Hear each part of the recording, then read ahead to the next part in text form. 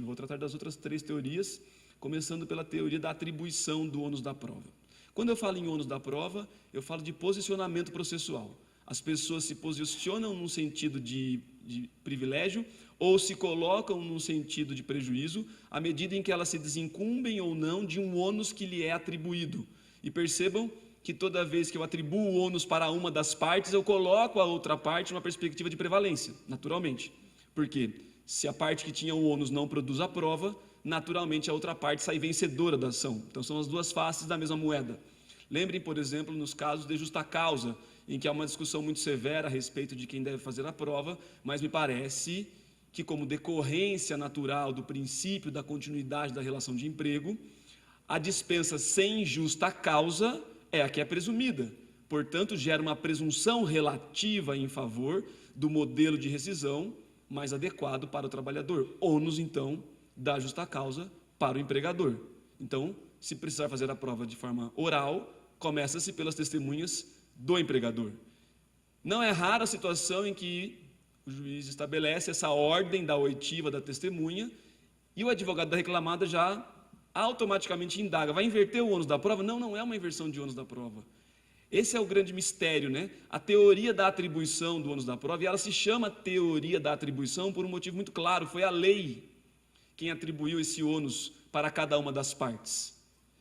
E em sendo uma atribuição da lei, ela é a forma de distribuir o ônus mais segura que nós podemos tratar. Por quê? Porque os atores sociais e processuais já entram na lide, já entram na demanda sabendo mais ou menos de quem é o ônus da prova. E a petição inicial geralmente traz fatos constitutivos, é o natural, ela quer constituir direitos declaratórios, constitutivos, declaratórios, condenatórios, e a defesa, então, pautada na perspectiva dos princípios que regem a contestação, como a impugnação específica e a eventualidade, vai tratar de 2 pontos específicos. Ou rejeita, nega frontalmente o fato constitutivo, quando o réu, então, nega frontalmente o fato constitutivo, o resultado é que ele deixa o ônus com o autor.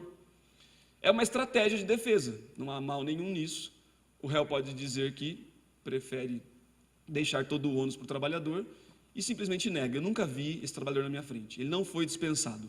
Na minha empresa não tem horas extras. O que a empresa está fazendo? Negando o fato constitutivo. É uma estratégia porque, ao negá-lo, a empresa deixa toda a carga do ônus probatório para o trabalhador reclamante. Em outro sentido, todas as vezes que a defesa traz, e a palavra usada pela doutrina corretamente é opõe, ao fato constitutivo outros que lhe modifiquem, impeçam ou extingam os efeitos jurídicos, o ônus é da reclamada, o ônus é da empresa. E por que é assim? Porque ao opor um destes 3 fatos, fatalmente o réu precisa passar pelo reconhecimento do constitutivo. Ele não precisa dizer isso, reconheço o constitutivo e oponho a ele um extintivo, estão aqui os recibos. Isso fica implícito. O réu diz assim, eu já paguei as horas extras. E aí, psicografando o texto lá como Chico Xavier faria, né? O que fica implícito? Se você está dizendo que pagou, é porque houve horas extras.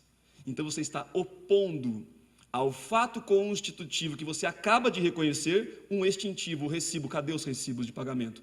E aí o artigo 464 da CLT estabelece que pagamento se comprova com recibo. Então percebam que todas as vezes que o réu opõe fato impeditivo, modificativo ou extintivo, o ônus é do réu, porque o réu, ainda que implicitamente, passa reconhecendo o fato constitutivo da petição inicial. Ele trabalhou, mas era autônomo. Muito bem, o princípio da continuidade diz que, na dúvida, o trabalho, o gênero trabalho, está presumido na espécie emprego. Se ninguém produzir nenhuma prova, então o emprego vencerá, o empregado vencerá a causa. Portanto, se a presunção está com o autor, o ônus é teu, réu, porque ao dizer, ao modificar a roupagem jurídica da relação social, você atraiu para si o ônus do fato modificativo do direito. Então percebam que a teoria da atribuição é a que nos deixa mais à vontade em termos de previsibilidade do agir social, porque as regras estão postas na norma.